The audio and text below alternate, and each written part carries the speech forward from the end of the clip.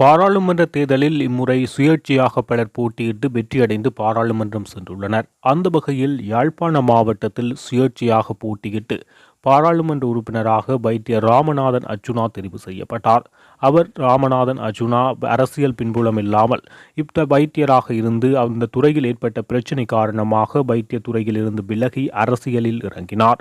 இறங்கிய முதலாவது தேர்தலிலே பாராளுமன்ற தேர்தலில் போட்டியிட்டு வெற்றி பெற்றார். இந்த நிலையில் யாழ் மாநகர சபையினுடைய முன்னாள் முதல்வரும் தமிழ் மக்கள் கூட்டணியினுடைய பாராளுமன்ற தேர்தலில் போட்டியிட்ட பாராளுமன்ற வேட்பாளரும் முதன்மை வேட்பாளருமான விஸ்வலிங்கம் மணிவண்ணன் அவர்கள் ஒரு தனியார் ஊடகத்துக்கு சென்று கலந்துரையாடல் ஒன்றில் பங்கேற்கின்றார். பாராளுமன்ற உறுப்பினர் அர்ச்சுனா ராமநாதனுடன் இணைந்து பயணிப்பீர்களா என்பது தொடர்பாக கேள்வி எழுப்பப்பட்டது. இதன்போது அவர் கருத்து தெரிவிக்கின்றார். தாராளமாக இணைந்து பயணிக்கலாம். அவர் தமிழர்களுடைய தேசிய அரசியல் தொடர்பாக சில வழிவகைகளை மேற்கொள்ள வேண்டும். தற்போது அவர் கொண்டுள்ள போக்கில் மாற்றங்கள் ஏற்படுத்தப்பட வேண்டும்.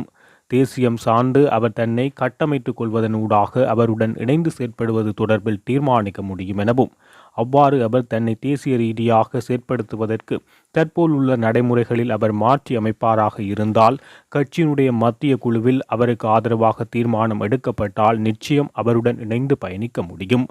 ஏனெனில் நேரடியாக பிள்ளையான், கருணா, ஈழமக்கள் ஜனநாயக கட்சிக்கு ஆதரவு செயற்பட்டு அவர்களுடன் இணைந்து செயற்படுவீர்களா என கேட்டால் உடனடியாக இல்லை என கூற முடியும். ஆனால் ராமநாதன் அர்ச்சுனாவை அவ்வாறு கூறிவிட முடியாது.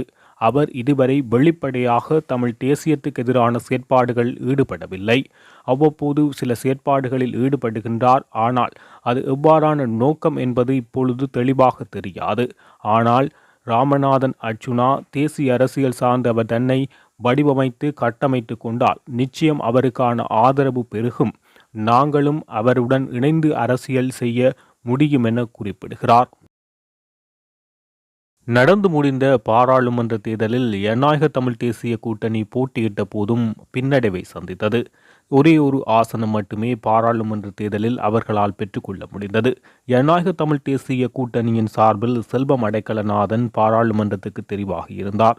ஆனால் ஏனைய மாவட்டங்களில் போட்டியிட்ட அனைவரும் தோல்வியடைந்தனர். இந்த நிலையில் கட்சியை கூட்டணியை சீரமைக்க வேண்டிய தேவை உள்ளது. அந்த வகையில் வவுனியாவில் இன்றைய தினம் கட்சியினுடைய உயர்மட்ட குழு கோவில்குளம் பகுதியில் அமைந்துள்ள தனியார் விடுதியில் சந்தித்து கலந்துரையாடுகின்றார்கள்.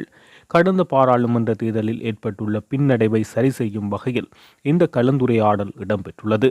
எதிர்கால தேர்தல்களில் எவ்வாறு ஜனநாயக தமிழ் தேசிய கூட்டணி தன்னை பலப்படுத்த வேண்டும், உள்ளூராட்சி மன்ற தேர்தலில் ஏனைய கட்சிகளுடன் இணைந்து போட்டியிட வேண்டுமா என்பது தொடர்பில் குறித்த கூட்டத்தில் கலந்துரையாடப்பட்டது. குறித்த கூட்டத்தில் பாராளுமன்ற உறுப்பினர் செல்வம் அடைக்கலநாதன், முன்னாள் பாராளுமன்ற உறுப்பினர்களான சித்தார்த்தன், சுரேஷ் பிரேமச்சந்திரன், சிவசக்தி ஆனந்தன், கோவிந்தன் கருணாகரம், MK சிவாஜிலிங்கம், ஸ்ரீகாந்தா, ஜனநாயக போராளிகள் கட்சியின் வேந்தன் பவான் உட்பட பலர் கலந்து கொண்டு இந்த கலந்துரையாடலில் ஈடுபட்டனர்.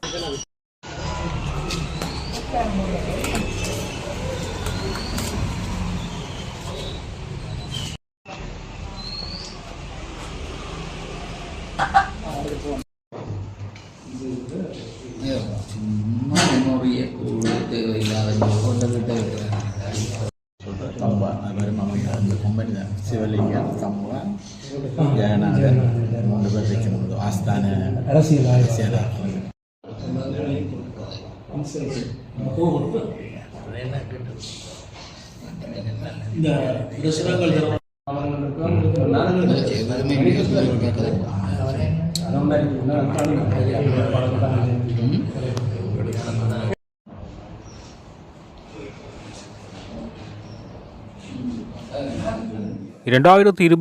புதிய வருடம் ஆரம்பிக்கப்பட்ட நிலையில் அனுர் அரசாங்கத்தின் தூய்மையான இலங்கை திட்டம் ஆரம்பிக்கப்பட்டது. அந்த வகையில் தூய்மையான இலங்கையினுடைய செயற்திட்டங்கள் மெதுமெதுவாக ஆரம்பிக்கப்படுகின்றது.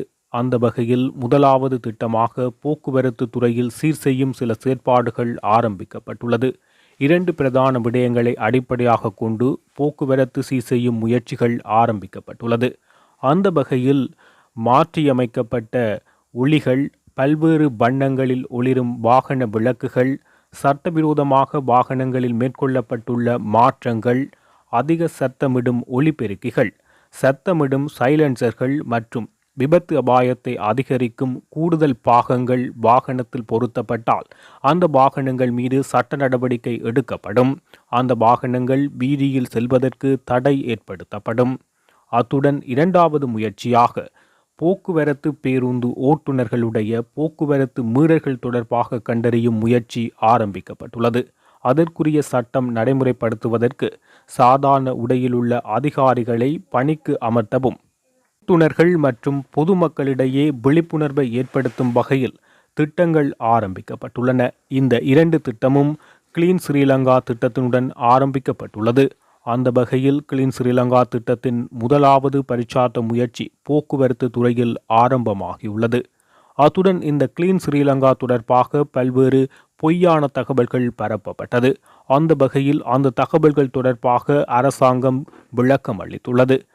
இந்த தூய்மையான இலங்கை என்னும் திட்டத்தினூடாக நடைபாதை வியாபாரிகளுக்கு அச்சுறுத்தல் விடுக்கப்படுவதாகவும் அவர்களுடைய வியாபாரம் முற்றுமுழுதாக தடை செய்யப்பட்டுள்ளதாகவும் தகவல்கள் வெளியாகியது.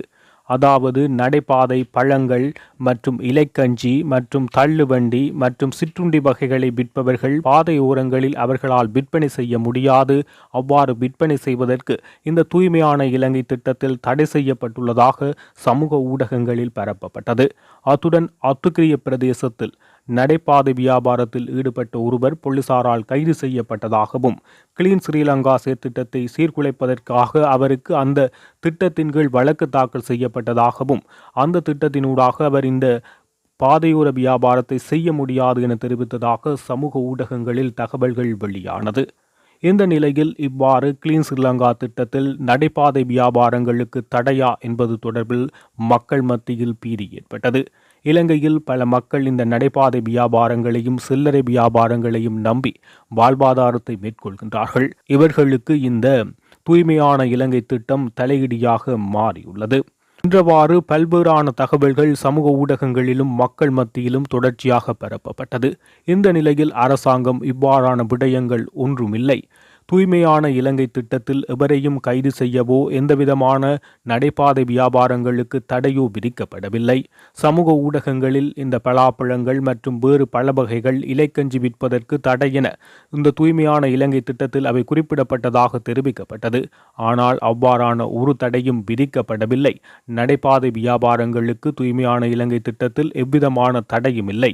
தூய்மையான இலங்கை திட்டத்தில் எவ்விதமான கைதுகளோ சட்ட நடவடிக்கைகளோ மற்றவர்களை கைது செய்யும் விவகாரங்கள் இந்த திட்டத்தில் இல்லை என சுகாதார அமைச்சரும் தேசிய மக்கள் சக்தியினுடைய அமைச்சரவை பேச்சாளருமான நலிந்த ஜெயதிச தெளிவாக தெளிவுபடுத்தியுள்ளார். இவ்வாறு சமூக ஊடகங்களில் அவதூறாக பரப்பப்படும் செய்திகள் நம்ப வேண்டாம் என அவர் மக்களிடம் கேட்டுக்கொள்கின்றார்.